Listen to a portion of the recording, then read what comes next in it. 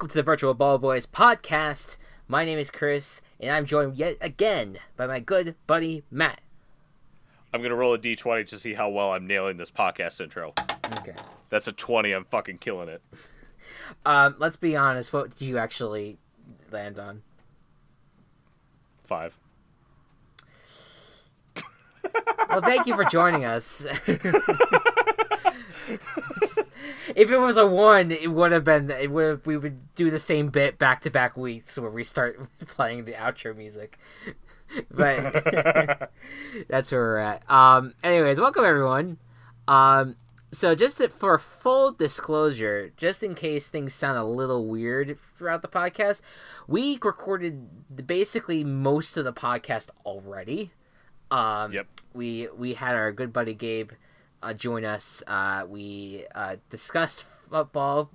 He does not know football well, but we wanted to kind of see how much we could teach him and try to teach what a dumbass sport this is.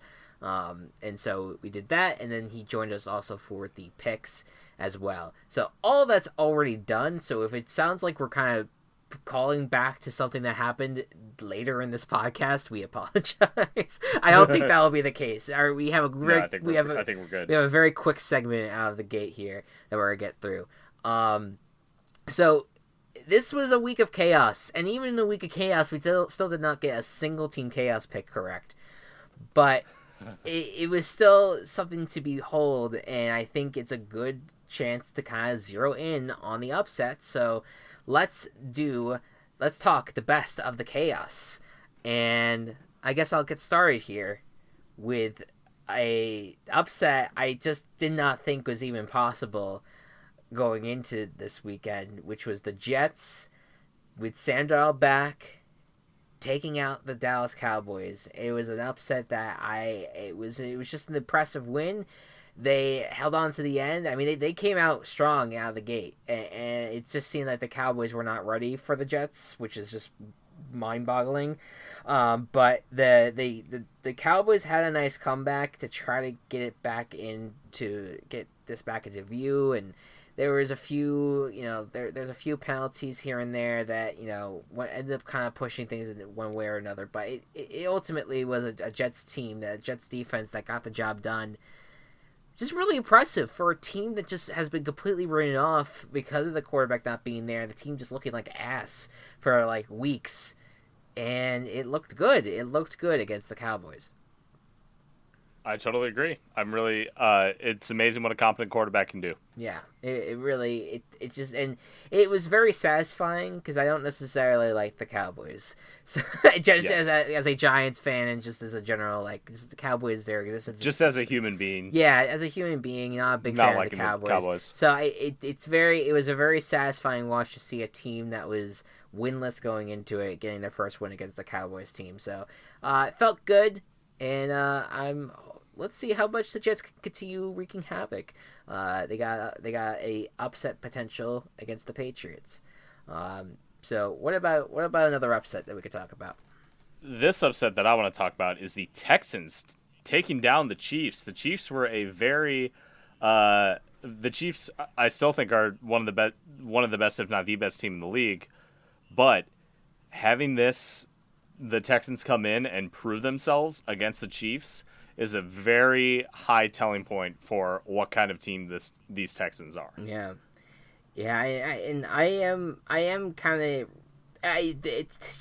Both the Colts and Texans have proven themselves to be good teams, and I don't want to dispute that at all. But I am getting a bit worried about the Chiefs because it's not so much that I'm worried about them long term, but in the short term they're beat up, and without Chris Jones.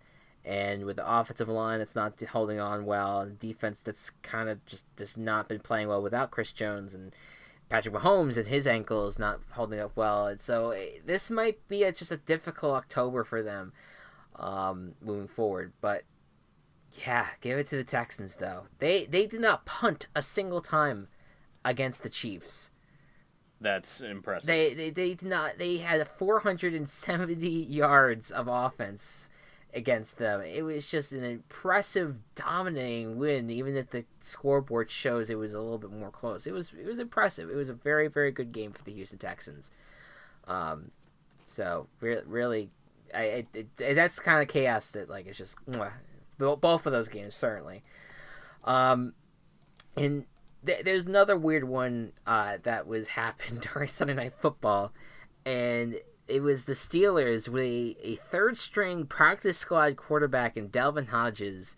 He didn't do a ton of anything in this game, but it was about the defense in this game that just stood up to the Chargers, who are just beat up, and the Steelers came in and it was a home game for them. There was not a yellow flag that was there, or rather, there was not like a yellow towel that was not seen essentially in that stadium. It was just a sea of yellow towels everywhere, and it was just it was a win that the Steelers needed, and it was a Chargers loss that they could not afford to have, and they're in dire straits now. Yeah, this is rough for the Chargers. Really rough, losing to a third-string quarterback. Yeah, injuries are big. I still a big reason why this Chargers team is not doing well. Yeah, that's rough. Yeah. Another upset. Not as big of an upset, I don't think, as the other ones on this list, but still worth talking about. The San Francisco 49ers played a good team, finally. Yeah. And the San Francisco 49ers are a force to be reckoned with this season. Yeah. It was another example of Los Angeles, of the city not embracing their teams on Sunday, where it was a stadium full of yellow towels for the Chargers, and then there was just a sea of red in the Coliseum in the Rams game. And I don't want to say that the audience was the reason why the Rams lost in this game, but it was so telling how much the 49ers now have the backing of their fans, which it felt like for a while they hadn't had that. You know, there was kind of a joke being said about how the San Francisco traffic was always bad before the game, so that's why their stadiums were empty.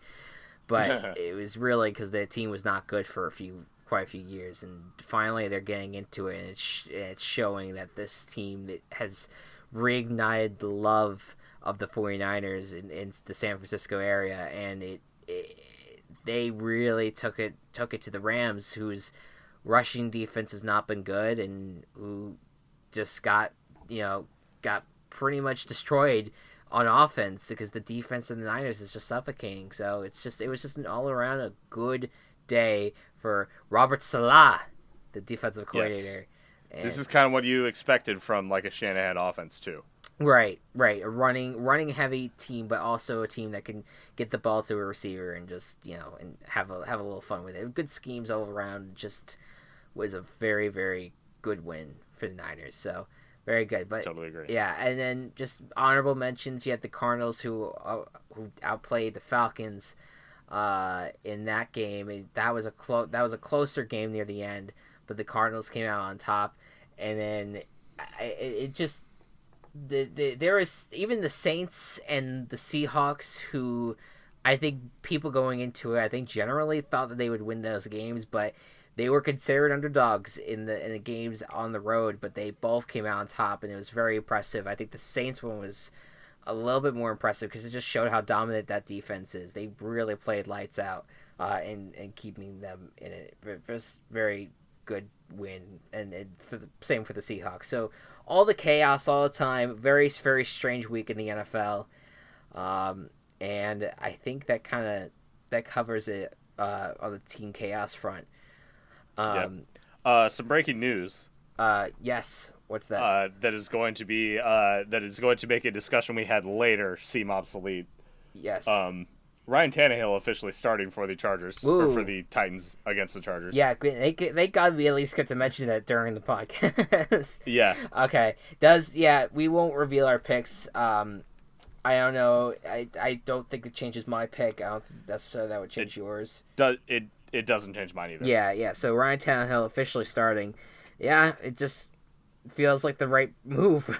It's just at the end of the day, that's what it ends up being. So, There you go. All right. So, with that being said, ladies and gentlemen, we have our first ever commercial break coming up. And then on the other side of that commercial break, we're going to have our good friend Gabe join us, and we're going to talk how football works. So stay tuned for that. I want to make a podcast, but I don't know how. Hey, random stranger, I heard that you want to record a podcast. I do. That's what I just said. Anchor is the easiest way to make a podcast. First of all, it's free. That's amazing. There's certain creation tools that allow you to record and edit your podcast right from your phone or computer. That's so simple and easy to use. Anchor will distribute your podcast for you, so it can be heard on Spotify, Apple Podcast, and many more. I like listening to podcasts anywhere I can find them. You can make money from your podcast with no minimum listenership. That's amazing. It's everything you need to make a podcast in one place. Where do I sign up for this? Download the free Anchor app or go to anchor.fm, that's ANCHOR.FM, to get started.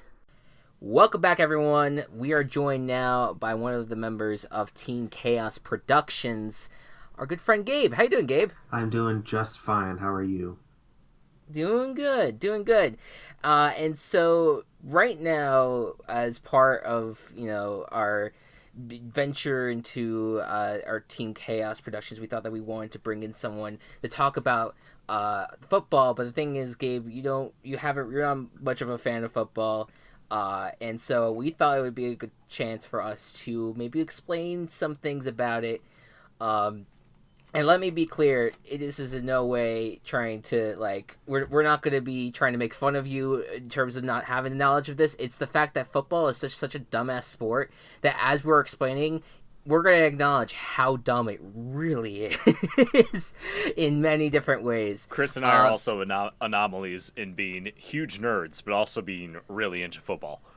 Yes, essentially. That's kind of how this all started. That's our the brand. Virtualness. That's the brand of being virtual ball boys ultimately. So go Cubs. I guess you could get us started here. Yeah, let's do this. So Gabe, if I ask you to explain to me your knowledge of a down, such as first down, would you be able to explain what that meant? No. Okay. Not one bit. That's okay. It's important to get a baseline of your student's intelligence. So, Matt is a undercover teacher. Yes. To start off, so basically football teams have 4 tries or 4 downs of the football. When the ball hits the ground or a player holding the ball hits the ground, they are considered down with the ball. This is where the name comes from, I assume.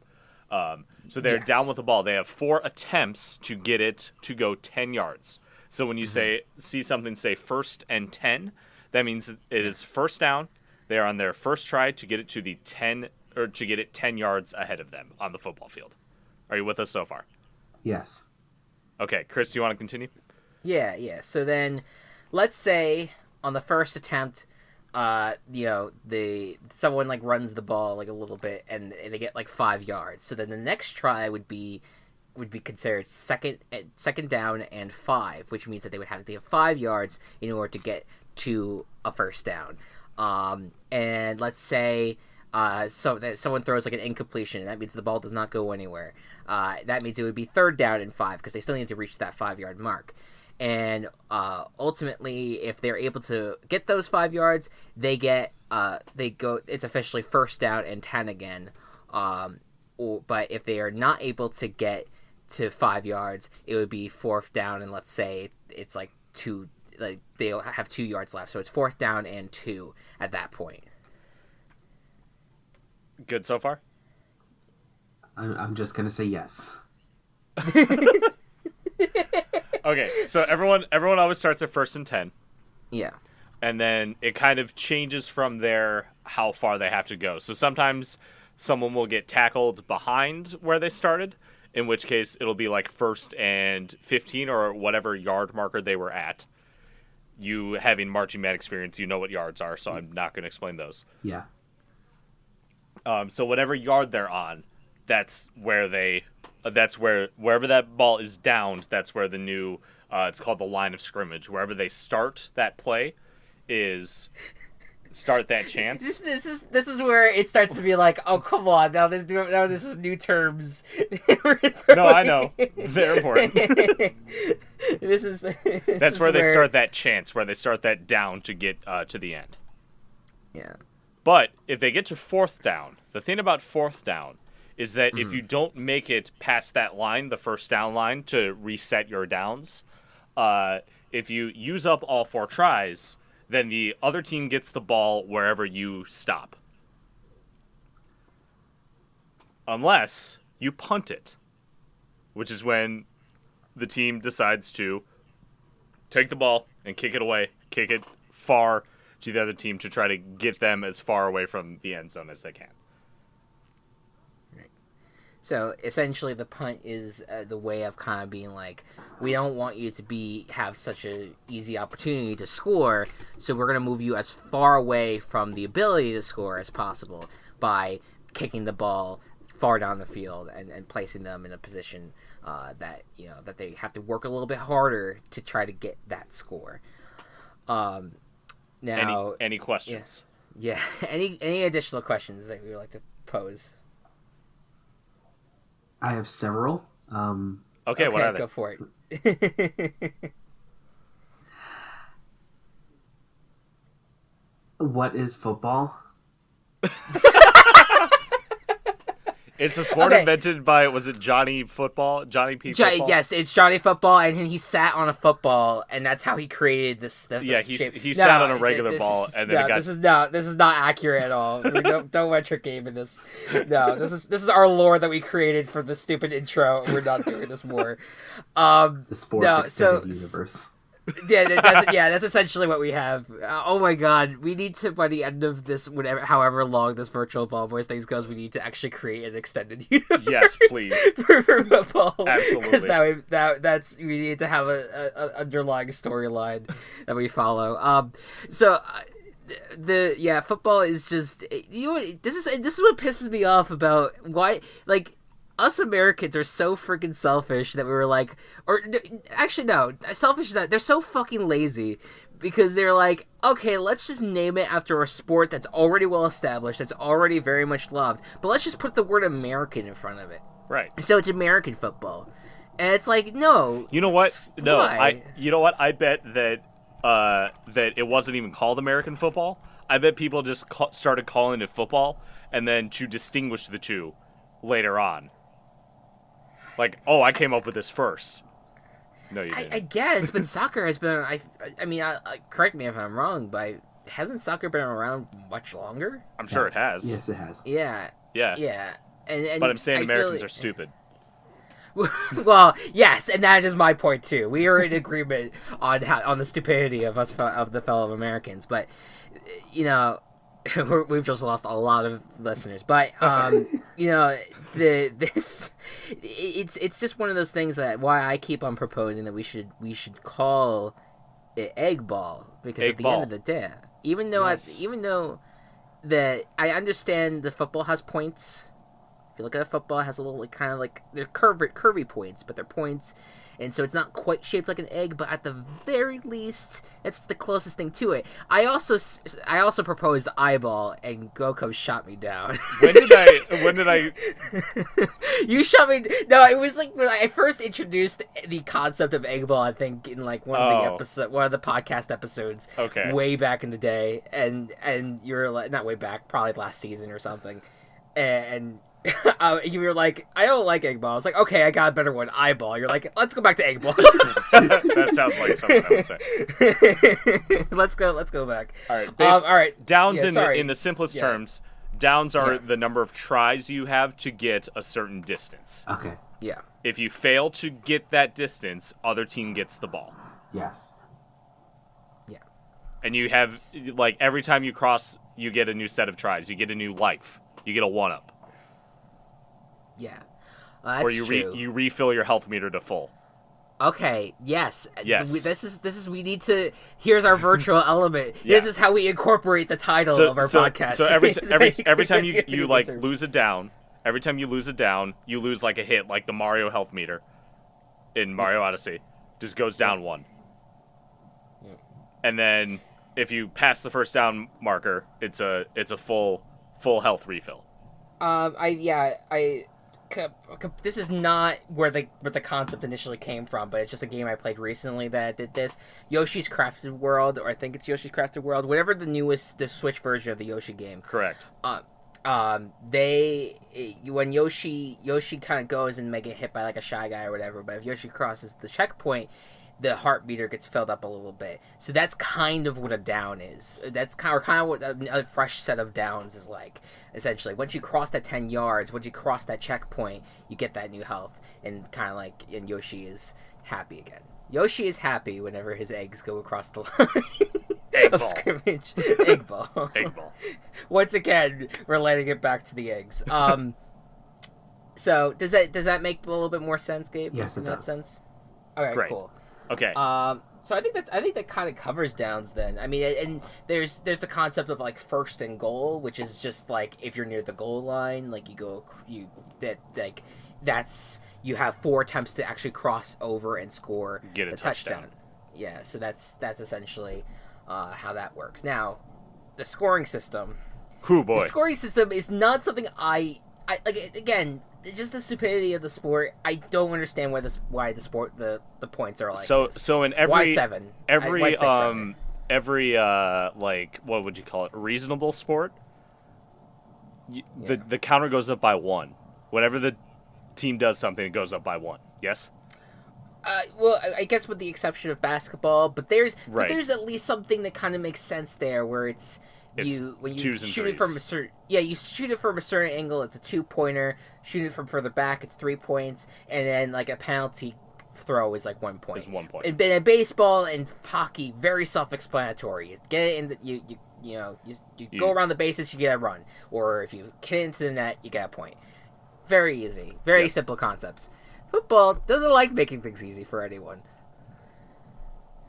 And essentially, a touchdown, once you march down the field and you go into the paint or whatever you want to call it, that end zone, that's considered 6 points.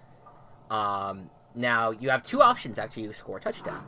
You can either kick an extra point, which essentially is you kick the football through the upright, which is the yellow thing that's at the edge of a football field. You kick it through the center of that, or just in between the 2 yellow sticks. That's a point. That's an extra point, and that brings your total up to 7.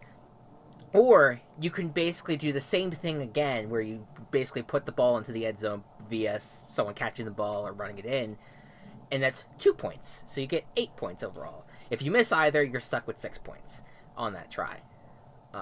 Good so far? Yeah. Good so far, Gabe? Yeah. Yeah. Okay. The other scoring options, if you don't quite make it to the end zone, but you're close enough that you can just kick it into the field goal, into the uprights, you get a field goal, and that's worth 3 points. It's basically like a half touchdown, if you want to think about it that way. It's half of the 6 points. You didn't quite get all the way there, but you were able to make the rest of the distance with a kick. Teams only do this if they're close enough. Usually it's, depending on how close they are, I would say teams do it mostly about 30 to 35 yards away would be like the max that they would definitely go for it all the time. If they have a really competent kicker, they may go for it for farther. The longest I think that it's happened this season is 60 yards away, which is a lot. Yeah, I think Mr. Joey Sky did that, I believe. Joey Sly? So Joey Sly, I'm sorry. Yes. But this they're all worth the same amount. If you kick a field goal, it's 3 points no matter how far away it is. Yeah. And I've always advocated if you kick a ball from far away and you hit one of the uprights, you get an extra point that way too. Yeah, I wish that's how impressive. It worked. That's impressive. I wish that's how it worked. that would be interesting. I know. We're bringing back pain of the Bears double doink. You would have got 2 points then. Chris, I was physically at the Bears-Lions game where he hit the upright 4 times. I was there. I witnessed it. Yeah. In person. Yeah. 4 times.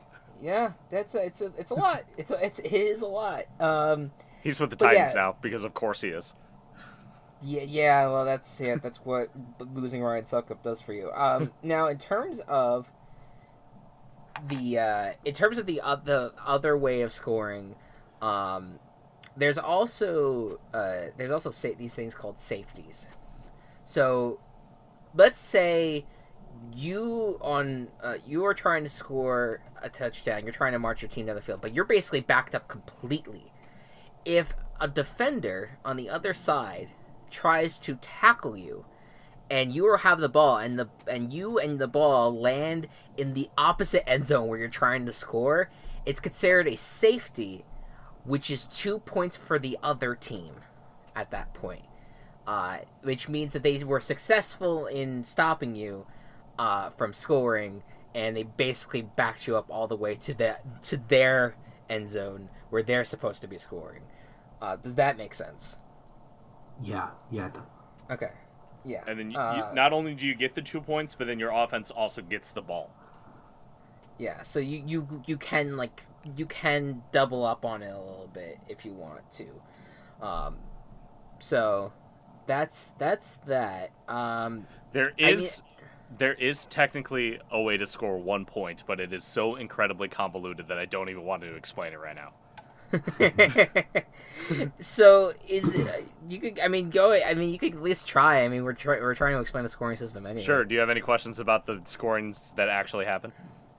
No. Okay. So there is a way for a team to score only 1 point. How it happens is Team A scores a touchdown. Team A then attempts to go for an extra point. Or I should say a 2-point conversion is usually when this would happen if it ever does. Yeah. If Team A goes for the extra point and somehow fumbles the ball, and keep in mind they're basically on the goal line of the end zone that they want to get into. If they fumble the ball and it goes all the way back to the other end zone, and then someone on Team A is tackled by Team B in their end zone, it is a 1-point safety awarded to Team B. Okay.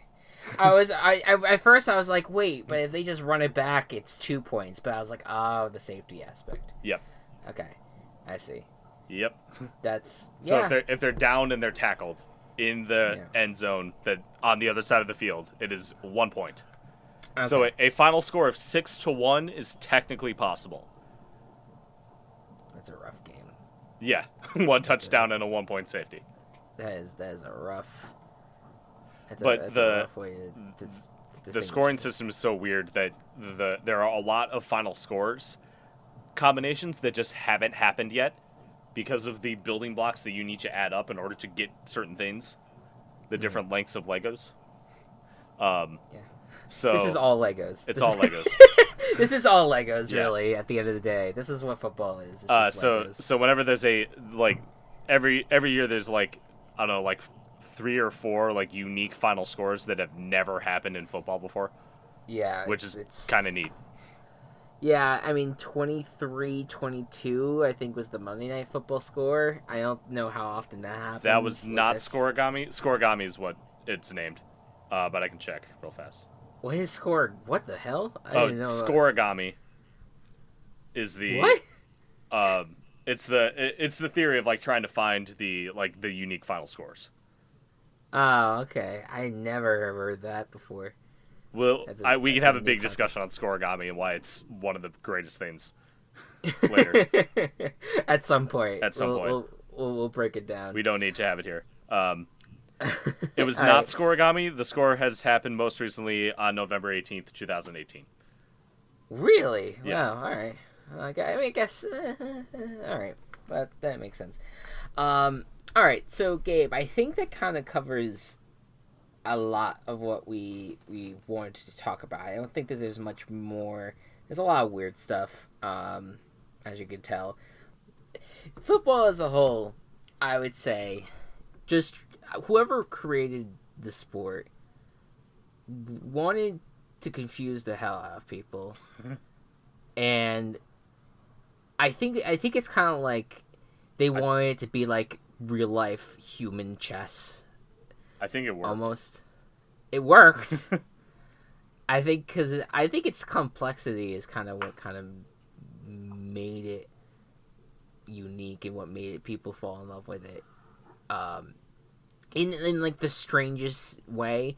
Like I think we can relate this to Matt to, things that happen like on Monday night and things that have happened in recent times, especially with like penalty flags and the refs ruining games and all this kind of stuff. Having this complex system.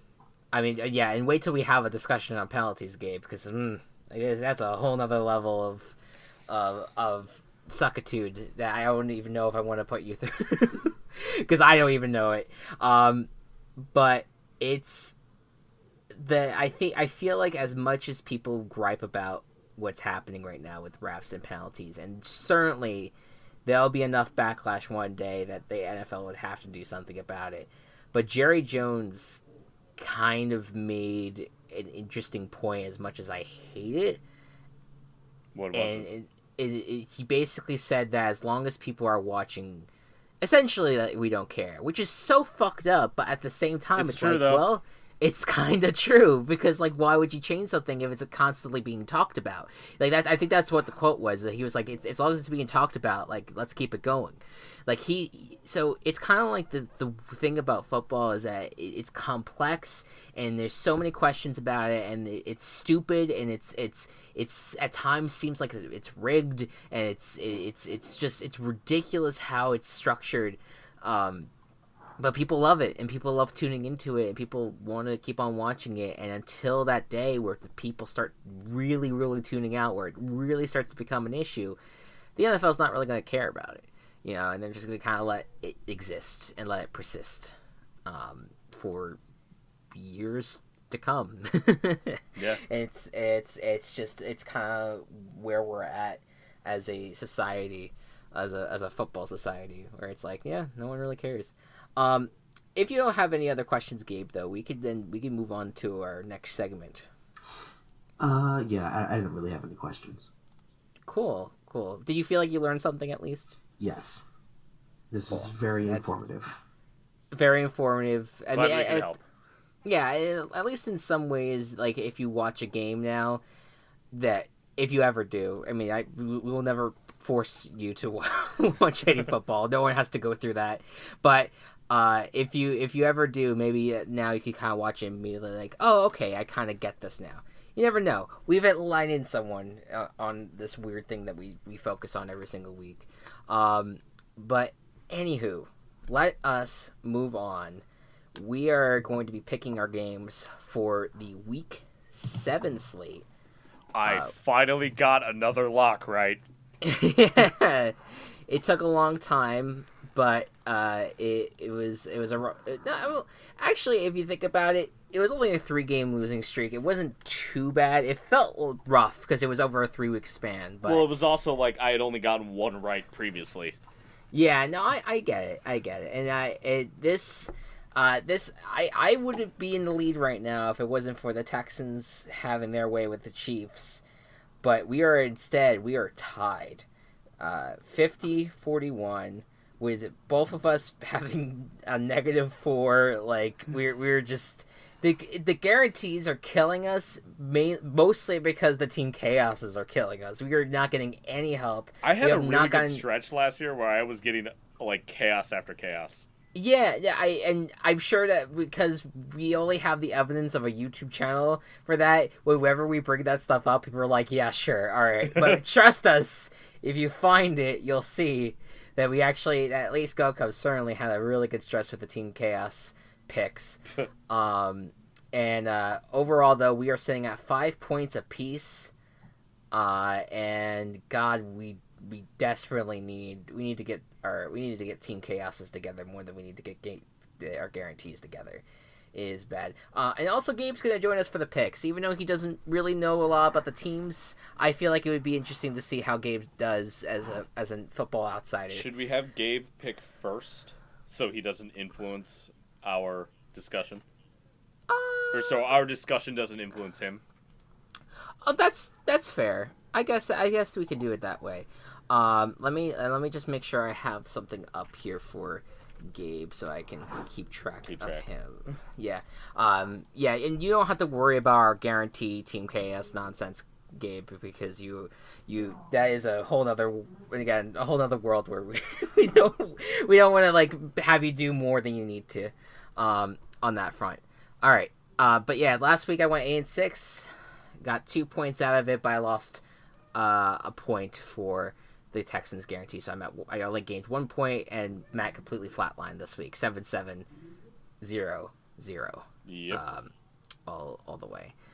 All right, let's start with Thursday Night Football. The Kansas City Chiefs are going to Denver to take on the Broncos, and Kansas City is on a 2-game skid after losing to the Colts and the Texans at home. Now they go on the road to a tough Denver stadium, tough Denver environment. The Broncos are currently have a 2-game winning streak. Things are kind of getting back in their favor. They might be getting back into this mix. Gabe, what do you think is going to happen? Who's going to win, the Chiefs or the Broncos? I'm going to say the Broncos. Broncos? Okay. Okay. So, I'm the Broncos defense is kind of getting to what we expected them to be at the start of the season. Yes. And I think it's more indicative of what they're going to be as the time goes on. Yeah. I'm a little nervous about the Chiefs. I'm not going to lie. Yeah. Just because they have lost, granted, to 2 good teams. Yeah. That's very true. But their defense, that's going to be a big problem for them just throughout this season. That being said, I still think their offense is good enough to overcome this. Yeah. So I'm going to stick with Kansas City. Yeah. The thing is, though, too, I really would like to say that the Chiefs can bounce back right now. But Patrick Mahomes and his ankle are beat up. Their offensive line is very beat up right now. And that's been a huge factor in how their offense has basically kind of like struggled in the last few weeks. And the defense is a huge issue. The fact that Chris Jones is not there to help them out is really it's a bad situation for them on that front.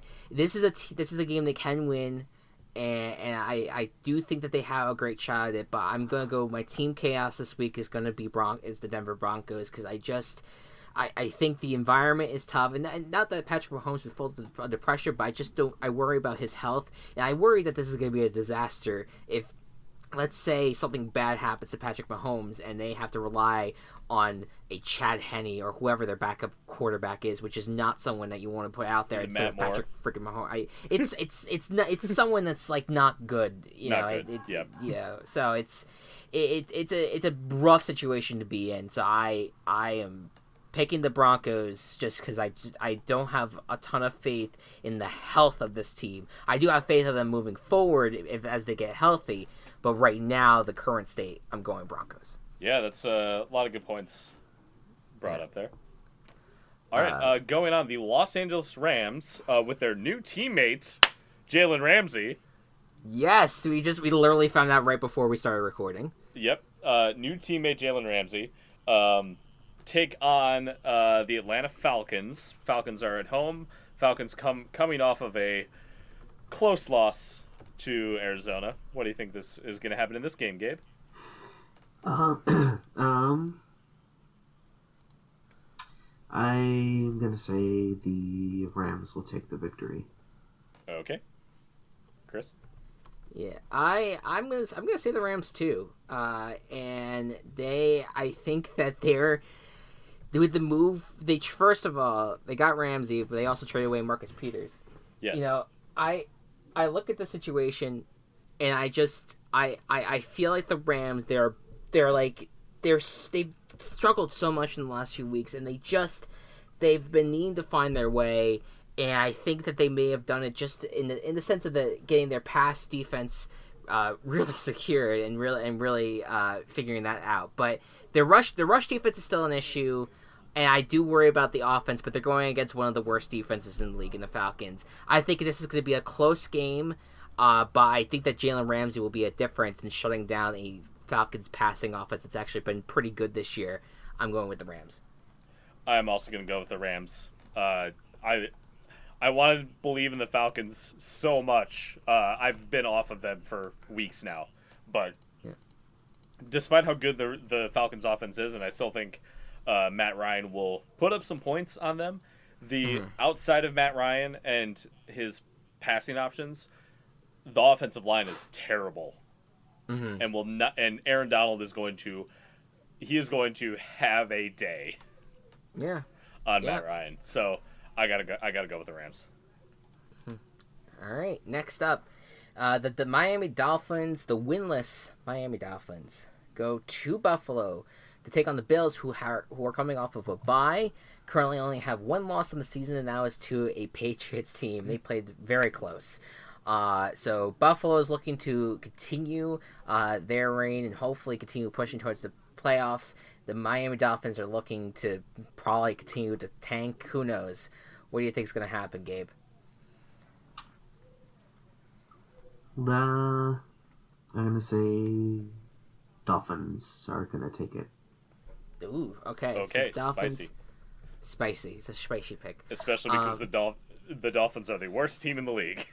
No, well, hey, no, I like Gabe. I like Gabe's. That he's going with a risk, and you know what, he's gonna maybe he might. You know what, Gabe, you might be right in this, and we're gonna look like idiots. So you're good. What do you think's gonna happen, Matt? Oh, I'm taking the Bills. Yeah, I'll take the Bills too. The Bills are a really good team this year, which is awesome. Yeah. Yeah, I think that the Bills could do it, and I think that they're gonna take care of business, especially at home. I don't see a path where the Miami could win, but hey, who knows what could happen All Miami this, needs is an offense and a defense and a few rule changes. The season is rough and weird, and anything can happen. The Bills could flatline. I'm not going to count that out. All right, Cat Bowl. Cat Bowl, Jacksonville Jaguars versus Cincinnati Bengals. Jaguars coming off of loss. Going to Cincinnati to face the currently winless Tiger team. The Bengals. Gabe? Jaguar or Bengal? I'm going to put faith in the Bengals. In the Tigers? Okay. The Tigers. I like it. Tiger. Bertie. The Taco Bell. Sorry, Kung Fu, or Kung Pao rather. Out of the fist. Love it. Anyways, I think that the Jaguars just traded away their best defensive player, but he also hasn't really been out there.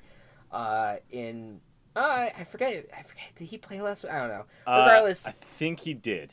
But even regardless, I mean, I think that the Jaguars, with or without him, they can win without him. For now, I'm gonna take the Jaguars in this. I am as well. Give the Minshew Mania is gonna. Everyone's gonna be all back on him again, and excited about him. At least for the week. At least for the week. But he's facing probably the second worst team. Yeah. Yeah. Who knows? Who knows what could happen? Yep. Next up, the Minnesota Vikings are heading to Detroit to take on the Lions. The Lions are coming off of a game that they probably should have won, while the Vikings are coming off a win that they did win, and by a good margin as well. Two teams that are in the thick of the NFC North race. What do you think is going to happen, Gabe? I'm just gonna say this outright. This is gonna be a little bit of personal bias, but I'm gonna say the Lions are gonna take it. I completely understand. And I agree with him. I'm Team Chaos in the Lions 2 weeks in a row. Yeah, and I'm picking the Lions, and I'm not doing any chaos. Oh, I'm cool. saying the Lions are gonna win because I have faith. Look, the Vikings on the road. They've won one game on the road, and that was against the Giants team that had no defense. The Lions are competitive. I think that they're gonna do really well against the Lions. So I'm with you on this. I'm all in on the Cats right now. Yes. In this scenario. Go Cats. Go Cats. Go Cats. The Oakland Raiders travel to Green Bay. Did you know that Oakland has like a stretch of like 4 or 5 weeks without a true home game? They're not playing a home game till November. That's correct. Yes. Which really sucks for them. But they travel to Green Bay, the Green Bay Packers, coming off of a victory that I've seen a lot of Packers fans say that they don't think they should have won. The Oakland Raiders coming off of their bye after a win in London against Chicago. Gabe, Raiders or Packers? For reference, Raiders are like pirates, Packers are like cheese manufacturers. One thing I do know about football is that everyone hates the Packers, so I'm gonna go against them. All right, so for reference, real quick, these are two guys from Illinois living in the Chicago area. Living in the Chicago area. So that's the reference that we're going off of right now. I was gonna say, like, did you put a gun to his head? Go Cubs. No. Say the Packers. Or say the Raiders, rather. But anyways, what do you think? Wait, which one of us just did the recap? I did the recap, so you okay. get to pick first. I will go Packers, and this is just I think that I still think that they're a decent team. I wish that their offense was still a little bit more better. They're losing weapons constantly, but then there's the key guy that came out of the game, which I mean, yeah, we could go into more of the discussion about how they got Lazard. They get right. Well, Lazard I've liked him since he was at Iowa State, so I'm glad that he's getting his opportunity now. I think he's going to do well for them. And we could talk we could talk about how they basically were handed the game, but I do think that there is another ways that they did play relatively well to come back. And I think that the Packers are going to continue their run, so I'm going to go with them. Unfortunately, I'm also selecting the Packers here. I hate that they're winning so much. They were supposed to be a bad team this year, and they're not. But they're good for the reasons they shouldn't be good, and that makes me madder. But I'm guaranteeing the Packers.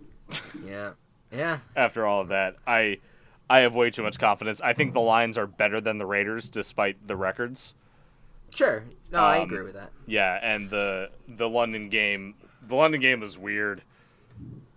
I don't know if they'll be able to replicate that against the Packers. Well, here's what I'll say though about the Raiders. They've won back-to-back games, both on the road.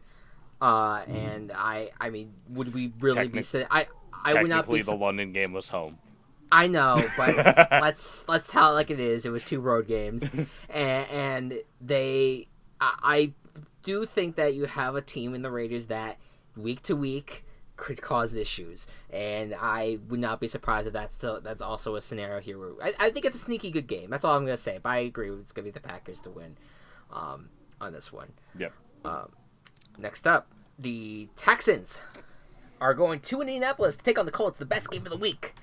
2 of the AFC South big teams are taking on each other in a battle that will decide who will be sitting alone at the top of the division. And I mean, there's just so much to talk about where the Texans and Colts have both just upset the Chiefs. The Colts, that's the last game that each of these guys play because the Colts are coming off of a bye. And so now it's a chance to tackle each other and take each other on. What do you think is going to happen in this one, Gabe? Cow or horse? I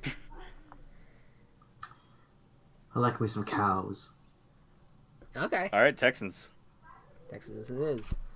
Yeah, when you looked at this division maybe a few weeks ago, maybe even like as recently as 2 weeks ago, it kind of seemed that it was wide open for the taking, the AFC South.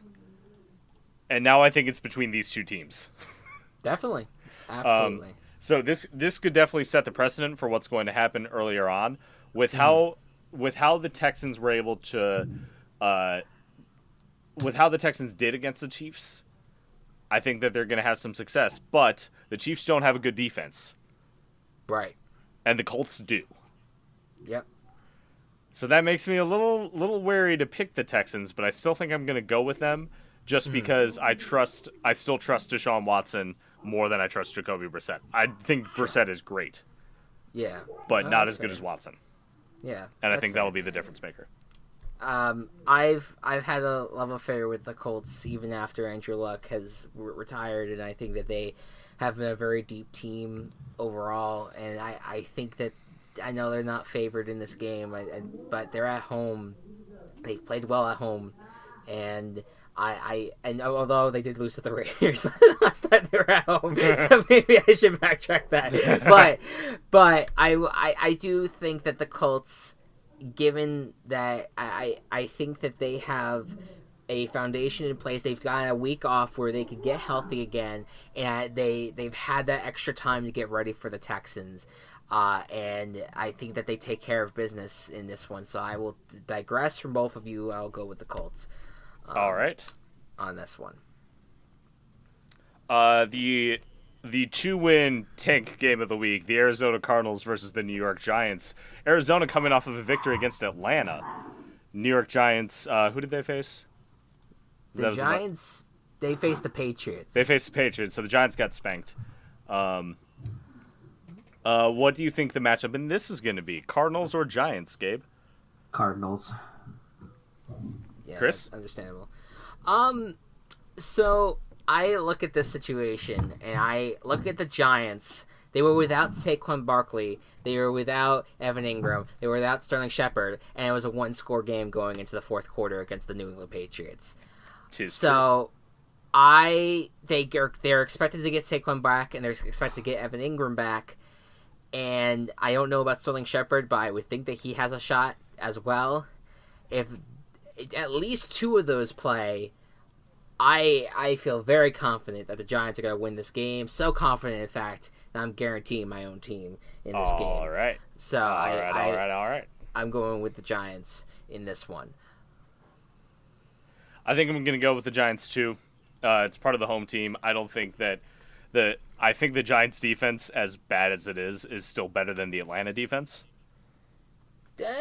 Yeah. In some ways. And being at home and with how bad the Arizona defense is, I think the Giants will still take this one. Yeah, that's fair. All right. Next, the Niners. Oh boy, 5-0. Go to Washington to take on the Redskins, who are sitting at one game up. They finally got a victory against a very, very, very difficult opponent that they won by 1 point over in the Miami Dolphins. So I mean, what else is there to say about this game? What do you think's gonna happen in this one game? I think it's going to go to the 49ers. Good choice. Yeah, I agree. I'm going with the Niners as well. I am too. There was a lot of talk about if this team was legit or not, and I think they're legit. I think they're legit, and they're going to continue it. If they lose this game, that's a rough one to get your first loss on. But yeah, that's the bra moment of the season. But I believe in a 6-0 Niners is going to happen. I think they're in good shape. Yeah. They're on the road though, so who knows? I don't think that matters. Well, that's true, because the Washington really sucks. Their home field advantage is really bad. Anyways, so I'm just saying, who knows? Yep. I don't think it's gonna happen. Anyways, move on. Let's move on. The Los Angeles Chargers, a team very beaten up that just got beaten by a third-string quarterback, take on the Tennessee Titans, who also had to just switch their quarterback at the fourth quarter last game. Do you know who's starting this week? We do not at the moment. I would put my money on Tannehill. I think regardless, I know who I'm picking in this game. Yeah. Yep. Okay. What you got, Gabe? Chargers. Charge it. Charge it up. Yep. I go in Chargers as well. I'm actually going to defer. Ooh. The reasoning being, Why are you putting faith in the Titans? well, look, they Why do you do haven't this to won yourself? they haven't won in a while. So like the odds of them doing good is is like is likely. I think that I think that with how much James Conner ran over the team last week, the same thing will happen with Derrick Henry. If they're able to get Derrick Henry going with how bad the rest of the offense is. Derrick Henry didn't do well last week, but it was against a good Broncos defense. And Sure. I think if they get Derrick Henry going against the Chargers team, that's what will be the key to the Titans winning. The Titans also have a really good defense. And I think that's what will end up, and the Titans are at home, so I'm going to give a slight edge to the Titans here. I think they're due for a what the fuck is this team moment. Are they good or not? It's coming. It's Yeah, coming. Yeah. So that I just feel it in my gut that this is the moment where the Titans are going to spit in the face of everyone who says they suck. Okay, I think that's a fair assessment. I think it is kind of like one of those like toss-up games, but yeah, it's at home and their defense is is good, it's decent. So yeah, I get it, but I'm just hanging on for any sort of hope for the Chargers. That I feel finally so get it bad right. for the Chargers right now. Don't get me Of wrong. course, it's the injury riddled team that they need to get set in their ways. It's rough. Yep. Next up, the New Orleans Saints, who just don't want to die at all, who have not died in weeks.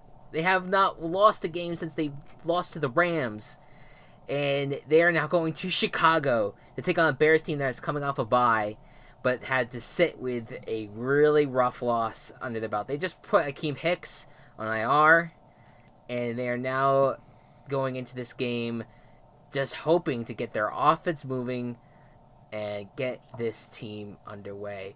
Bears or Saints, Gabe?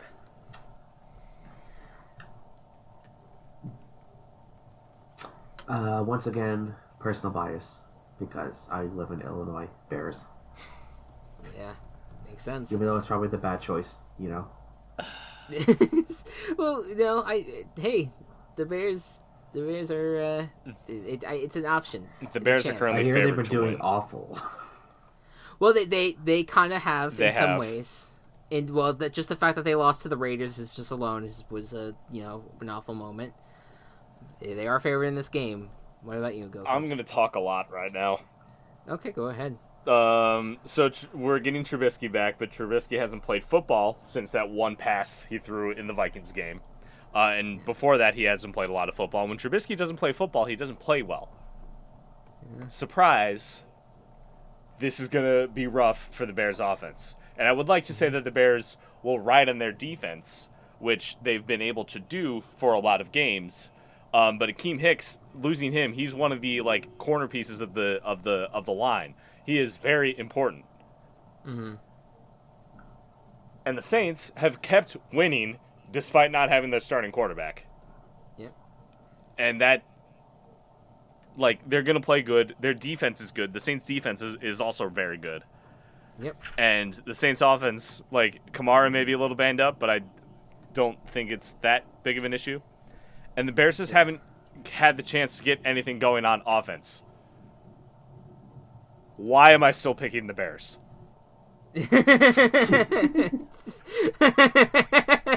It's ingrained in you. Look, I don't. Are you sure? Are you sure you want to do this? No, I'm not. Saints. God damn it. Okay. I'm gonna feel real bad if I get this one wrong. But I just with everything that I said, the Saints offense is still playing really well without Drew Brees. Yeah. And I don't trust Trubisky enough right now. Especially when he's coming off of an injury. Granted, he had the bye week to heal up. But he hasn't played football. He's going to be rusty. It's going to be a shit show. What else do I have to say? I do want to. I was hoping to kind of pick the Bears in some capacity here, but I think losing Akeem Hicks is big. And I think that the Saints defense has not only been really good, it's been amazing. They've been Marshawn really Lattimore good. is something else. I mean, the whole team is just the defense has just been carrying. I shouldn't even say carrying them, because I think the offense in its own way has gotten the job done. And if Josh Jacobs is going to run all over this defense, who's to say what Alvin Kamara could do against this team too? You had a week off, and I think if there's any hope and any idea how this could work, I mean, Trubisky could have gotten this 2 weeks to get ready, and you could have where this defense had enough, like, we're able to sit back and watch that game against the Saints and the Jaguars and see where the Saints' weaknesses were, and quite possibly a formula could come together where the Bears win. But I just don't see it right now. I think the Saints are too good of a team, and this team could maybe not still have that same loss that they had when Breeze went out, when Breeze ends up coming back. And that's just a phenomenal feat on their front. So I'm going Saints. Yeah. If the Saints had lost more games, maybe I would pick the Bears, but they keep winning. They keep winning, yeah. And I like the Saints, but... Yeah, but by the way, just for the record, did you do your guarantee yet or no? You still have not done your guarantee. I said I guaranteed the Packers. Oh, that's right. Yeah, I forgot. I did say that. I apologize. I just want to keep my record straight here because I was not typing it up there. All right. Anywho, next up, Baltimore Ravens travel to Seattle to take on the Seahawks. Ravens sitting at 4-2, but have had a couple of really close calls against really not good teams. Where Seattle comes off of their victory, they're only 5-1. They're only lost to the Saints, if I'm correct. Wait, I completely blacked out there for a second. What did you say? What did you say at the very end there? Seattle's only losses to the Saints, right? That's correct. Yeah. Yes. Okay. So Seattle doing very well. Russell Wilson playing out of his mind. How do you think this matchup is going to go? Well, we start with Gabe here. Yes, Gabe. Ravens or Seahawks? Two Boyds. Boyd. The Boyds. I'm gonna go Ravens. Okay. Chris? Yeah, this is a tough. It is a tough game to pick, and I think that you have a really good chance on either one of these teams pulling it off. It's a good game. Even though I know that they just got Marcus Peters for the secondary, but I just think that when you play in CenturyLink, it's a tough place to play, and I think that the Saints are just on another level right now, which is why they beat Seahawks in CenturyLink. It's another environment. This is Lamar Jackson's first game in CenturyLink, and I think that this is where teams that are kind of on the fringe, kind of like playing close games in and out, this is where they can kind of fall apart. Not where it ruins the season, but just in this one game, I think it's a tough environment to play. And again, 1-score game against the Steelers, 1-score game against the Bengals. And the score was deceiving a little bit in last week's game, to be fair, but I don't think you could do that. I don't think you could play a close game against the Seahawks and expect to win. I think that's the hard part. I mean, they may, but it's tough. So I'm gonna go Seahawks on this one.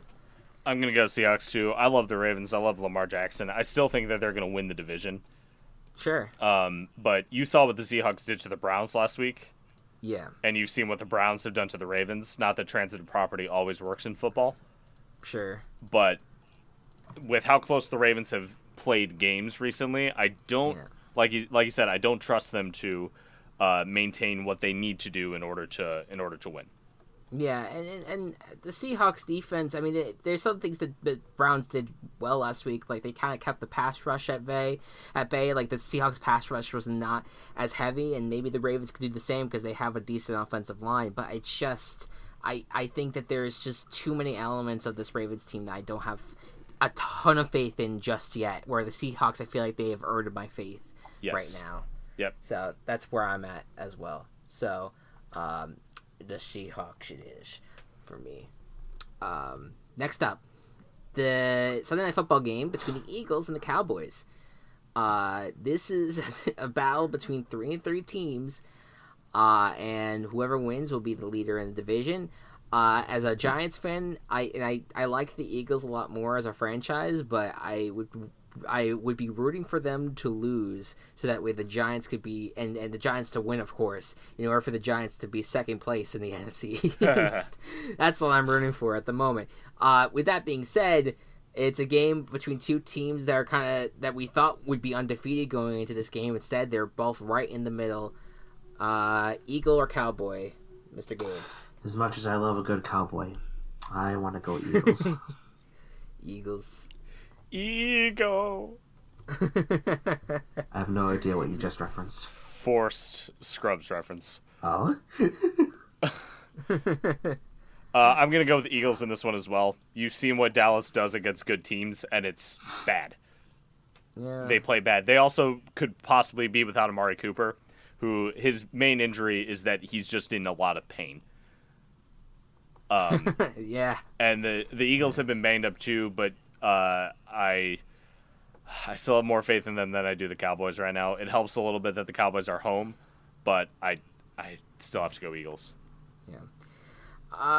Losing Amari Cooper would be tough. But with that being said, they do still have a few weapons on that team. And I'll say this. I mean, the Jets' loss was rough. That's a tough game to lose, but every single loss that they've had to this point has been relatively close. Dallas. The Eagles just got walloped by the Vikings by 18 points. And I just look at the Cowboys, and I think it's fair to say that this is still a team that's filled with talent, but just has not met expectations in terms of that talent. And I think that at home that the Cowboys take care of business, and I think that they take care of the Eagles in the sense, because I also think that the Eagles, their biggest weakness right now is their secondary. It's this is not just like, oh, they're having some struggle. No, like it's freaking bad. weakness. It's a really bad secondary, and I think that the Cowboys could take full advantage of that. Where in the past, in the weeks prior to that, they've had the Jets secondary, the Packers secondary, and the Saints secondary, which all three have been pretty decent, with maybe the exception of the Jets cornerback situation. But I think that in that regard, I think that's how the Cowboys beat the Eagles. So I'll go with that. I don't just for the record, in terms of our two deferred games. Yes. At least the Titans Chargers and the Cowboys Eagles, I feel much less confident about my picks than your picks. and we actually deferred 3 times. Oh, because I said the Colts. Yes. No, I said the Colts over the Colts. the Texans. Yeah, that's true. I did the Chaos. Oh, and the Chaos, that's so right. 4 times. And the Chaos, so 4 times. We've deferred 4 times. Okay, I feel with Colts Texans, I'm a little closer on. I'm still okay with the Chiefs. Yeah. So it's all right. So it balances itself out, make you feel a little bit better. All right. Okay. Patriots Jets Monday Night Football. Not much we need to talk about with this one. I don't think the Jets did a lot better last week. Now that Sam Darnold is back from having mono. Yeah. The spleen is saved. The spleen is saved. It's still the Patriots though. Gabe, what do you think? Patriots or Jets? Let's go with Jets. Bold. I want you to be right so bad. Me too. On this Me one. too. I'm gonna go with the Patriots, but here's the thing. Here's my little like just trying to make this happen somehow, because the Giants weaken the Patriots. I'm gonna just go with this prevailing theory right now. Okay. The Giants, without their offensive weapons, somehow, some way, made that game close in the fourth quarter.